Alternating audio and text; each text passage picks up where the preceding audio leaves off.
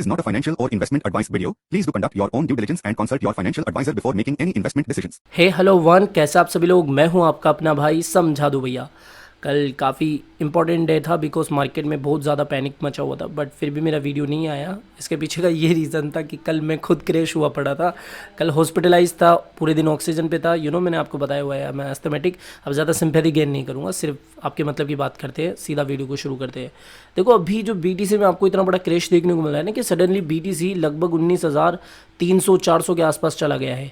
क्या इससे भी बड़ा क्रैश आगे हमारा इंतज़ार कर रहा है? जो हम बातें पिछले 4-5 महीनों से करते हुए आ रहे हैं कि भैया BTC में भी पॉसिबिलिटी है कि 16,000, 17,000, 14,000 या फिर जो कुछ आपको लोग कह रहे हैं कि 13 या 12,000 तक आ सकता है। क्या उसकी उम्मीद अभी दिख रही है? बिकॉज अभी जो पूरा नाटक मार्केट में चल रहा है ना, वो कुछ इसी तरीके का इंडिकेशन हमें दे रहा है कि भैया ऐसी सिचुएशन भी बन सकती है।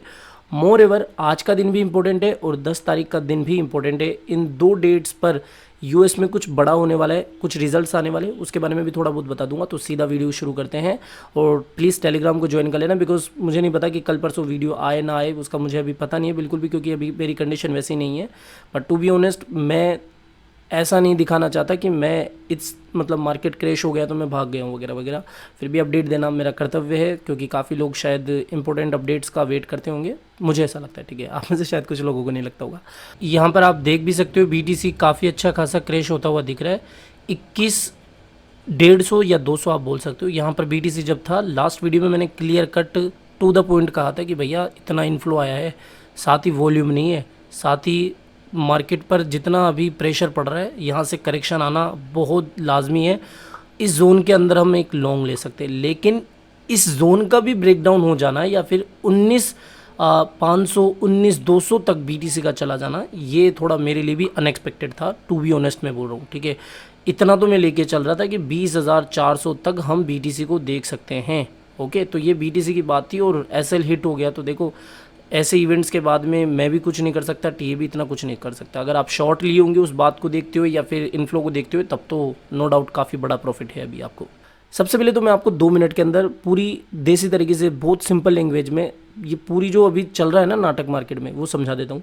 देखो ट्विटर पर 1-2 दिन पहले र्यूमर चलने लगे या फड आने लगा कि भैया जो FTX एक्सचेंज है वो इंसॉल्वेंट या फिर बैंकरप्ट या फिर दिवालिया हो सकता है या फिर हो चुका है, ऐसा फड ट्विटर पर फैलने लगा। अब इसके बाद में एक आर्टिकल आया कोइनडेस्क की तरफ से। अब देखो कोइनडेस्क मार्केट में काफ़ी जाना माना मीडिया नाम है। ठीक है, तो यहाँ पर कुछ आर्टिकल आता है तो लोग इसको सीरियस भी लेते हैं। वैसे तो देखो काफ़ी लोगों ने आपको इसके बारे में बता ही दिया होगा, फिर भी 2 मिनट में आपको समझा देता हूँ कि इस रिपोर्ट में बताया जा रहा है कि भैया FTX के पास जितना भी फंड है या फिर जितना भी उनका एसेट है वो लगभग 14 बिलियन के आसपास है। इसको बहुत सिंपल सी लैंग्वेज में अगर मैं आपको बताऊं कि भैया मेरे पास $14 बिलियन है। ठीक है, लेकिन मैंने $7 बिलियन का, यहाँ पर देखो मैंने कलर करके रखा ना, 7 बिलियन या फिर $7.4 बिलियन का लोन लिया हुआ है। तो आप सोचेंगे कि 7.4 बिलियन तो इसने लोन लिया है और बाकी इसका खुद का पैसा है। ठीक है, तो लगेगा कि भैया अमीर आदमी है। ठीक है, लेकिन यहाँ पर एक इंपॉर्टेंट बात थी कि ये जो 7.4 बिलियन के लोन के अलावा जितने भी इनके एसेट्स हैं ना, ये सारे भैया अल्ट्स में, ठीक है, अल्ट कोइन में है। और ऐसे अल्ट कोइन जो कि मार्केट में कभी भी ऊपर नीचे ज़्यादा होते रहते हैं, या फिर जो मैक्सिमम इनका पार्ट है ना वो है FTT, इनका जो नेटिव टोकन है। ऐसे ही मान लो जैसे मैंने कोई एक्सचेंज बनाया, मैंने खुद ने ही बिलियंस ऑफ डॉलर के मेरे नेटिव टोकन्स निकाल दिए और मैं कह रहा हूँ कि भैया देखो मेरे पास तो इतनी होल्डिंग है मेरे नेटिव टोकन की, और कोई भी ऐसा कर सकता है। ठीक है, मतलब जो भी एक्सचेंज ओनर है वो अपना इतना हिस्सा नेटिव टोकन का रख सकता है। तो ये बता रहे थे। ठीक है, तो इनके पास 219 मिलियन ऑफ लोग FTT थे। इसके अलावा इनके पास सोलाना की भी काफ़ी ज़्यादा होल्डिंग थी। ठीक है, जो कि आपको डेटा पहले मिल चुका होगा। अब देखो क्रिप्टो में क्या होता है कि एक्सचेंज के पास खुद के अच्छे खासे एसेट भी होने चाहिए। ठीक है, और वो एसेट्स या तो फिएट में होने चाहिए या फिर बिटकॉइन, इथेरियम जैसे, या फिर USDT या फिर स्टेबल कोइंस जैसे थोड़े स्टेबल एसेट्स होने चाहिए। ठीक है, ऐसे नहीं कि भैया कोई भी तुच्चू सा आप मीम कोइन होल्ड करके बता रहे हो कि भैया हमारे पास देखो कितना एसेट है, या फिर हमारे पास देखो हमारे खुद के ही एक्सचेंज का नेटिव टोकन वगैरह ऐसा है। जैसे बाइनेंस का एग्जाम्पल ले लो, बाइनेंस के पास पता नहीं कितने बिटकॉइन का रिजर्व है। ठीक है, तो ये हुआ था पूरा केस, और इसकी वजह से क्या हुआ कि मार्केट में अफरा तफरी मची कि भैया इनके पास तो खुद के पास ही इतने एसेट्स नहीं है, तो अगर कल ना सभी लोग एक साथ विड्रॉल मारेंगे तो ये विड्रॉल दे ही नहीं पाएंगे। ठीक है, अब यहाँ पर एक गौर करने वाली बात है, आपने देखा होगा कि ये FIFA वर्ल्ड कप को स्पॉन्सर कर रहे हैं। आपने देखा होगा ये टूर्नामेंट वगैरह को स्पॉन्सर करते रहते हैं, बड़े बड़े जो प्लेयर्स हैं उनको ले आते हैं, ठीक है, ब्रांड एम्बेसडर बनाने के लिए। तो ये सारे काम ऐसे ही करते थे, मतलब अल्ट्स में या फिर इनका एफटीटी वगैरह से। तो बेसिकली पंगा ये हुआ कि इनके ऊपर ये इल्ज़ाम लगा कि इनके पास खुद के कोई स्ट्रॉन्ग एसेट्स नहीं है, ठीक है। तो ये बात हुई थी। अब बेसिकली हुआ क्या कि सीजे बाइनेंस को भी ये रिपोर्ट मिली, ये खबर मिली कि भैया ऐसा ऐसा है, तो लूना में उन्होंने पहले ही अपना चूना लगवा लिया है। तो इसलिए उनके पास जितनी भी एफटीटी की होल्डिंग थी, ट्वीट करके उन्होंने बताया कि भैया हम इसको लिक्विडेट करने वाले, हम इनको बेचने वाले। तो मार्केट में अफरा तफरी मचने लगी। इसके बाद में क्या हुआ कि अचानक से डंप आना शुरू हो गया, और जो कि अभी भी रुका नहीं है, ठीक है। यहाँ पर अगर आप देखोगे तो एफटीटी लगभग $15 के आसपास आ चुका है। इसको बचाने के लिए ये जो FTX वाले हैं या फिर जो SBF है, ठीक है, जो CEO हैं, वो क्या कर रहे हैं कि इनके पास जो भी अभी फंड है ना, लाइक सोलाना में रखा हुआ है, BTC में रखा हुआ है, या फिर एक और चीज़, अगर आपको सोलाना, एक और चीज़, ना सिर्फ सोल इस समय क्रैश होता हुआ दिख रहा है। देखो मैंने आपको लॉन्ग की कॉल दी थी, यहाँ पर मैंने BTC लॉन्ग की कॉल दी थी, ठीक है। दोनों के ही SL हिट हो गए हैं, और उसके पीछे का कारण ये दोनों ही न्यूज़ अपडेट थी। अब अगर ऐसा कुछ मार्केट में होता है तो उस समय TA का इतना अपन नहीं देखते, ठीक है। TA को अपन ब्लेम नहीं करते हैं, क्योंकि इतनी बड़ी सेलिंग हुई है, तो वहाँ पर देखो TA किस तरीके से काम आएगा। जबकि यहाँ पर अच्छी खासी वॉल्यूम थी 20,000 के आसपास भी, फिर भी यहाँ पर बड़ी मात्रा में सेलिंग हुई है।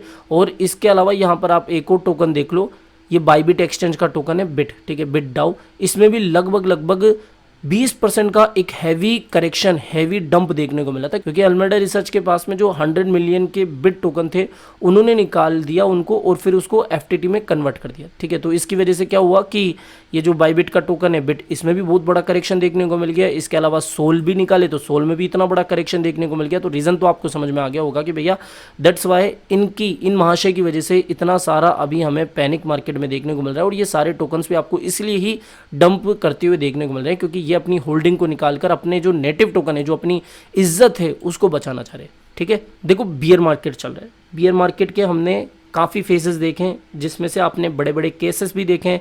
लाइक इसी साल की बात करूँ तो लूना कोलैप्स आपने देखा, फर्स्ट फेज़ आप इसको बोल सकते हो इस साल का। सेकेंड फेज़ 3 Arrow बैंक्रप्सी, इसके अलावा फिर जो वोल्ट है, इसके अलावा और भी छोटे मोटे बड़े एक्सचेंज या प्लेटफॉर्म, ठीक है, लेंडिंग प्लेटफॉर्म, वो आपको कहीं ना कहीं बैंक्रप्ट होते हुए दिखे। फिर मे बी ये सेकेंड लास्ट या फिर लास्ट फेज हो सकता है इस बियर मार्केट का, ठीक है, जहां पर हमें FTX एक्सचेंज जो है वो कोलैप्स होता हुआ दिख सकता है, FTT टोकन कोलैप्स होता हुआ दिख सकता है, ठीक है। कहां से कहां आ गया भैया, उसकी हालत तो अभी आप देख ही पा रहे होंगे। इसके अलावा आज क्या है, आज मिड टर्म इलेक्शन है, ठीक है। मिड टर्म इलेक्शन के बारे में मैंने आपको पहले ही बता दिया है, पिछले वीडियो पे जाके देख लेना कि क्या होता है मिड टर्म इलेक्शन, कितना इफेक्ट कर सकता है। तो आज अगर कुछ इस तरीके से स्टेटमेंट आया ना, तो भैया ये भी मार्केट को काफ़ी ज़्यादा और क्रैश कर सकता है, क्योंकि मिड टर्म इलेक्शन बहुत इंपॉर्टेंट है US मार्केट को देखते हुए।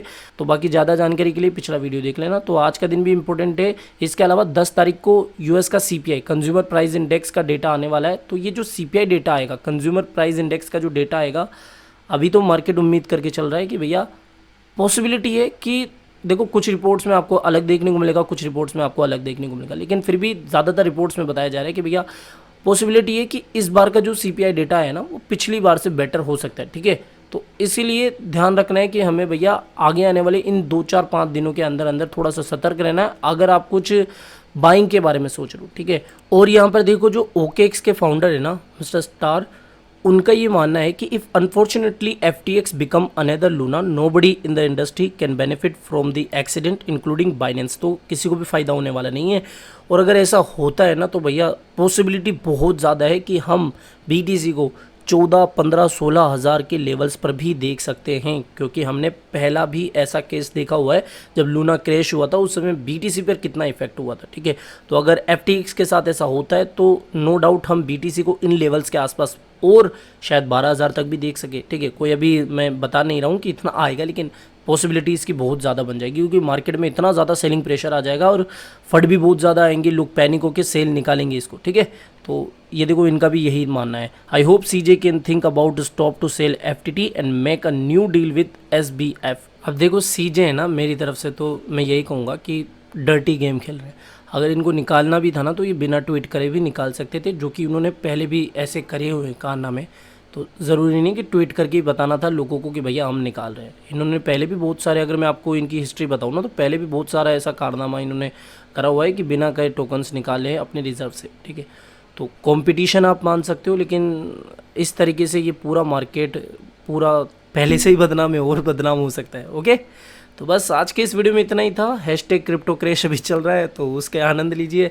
तो फिलहाल इस वीडियो में इतना ही। आई होप ये वीडियो आपको पसंद आया होगा। तो वीडियो पसंद आया हो तो डेफिनेटली वीडियो को लाइक करना, हो सके तो वीडियो को सब्सक्राइब भी सॉरी क्या बोल रहा हूँ, हो सके तो वीडियो को लाइक कर देना, चैनल को सब्सक्राइब कर देना। मिलते हैं जल्दी नई अपडेट के साथ। जय हिंद, जय भारत।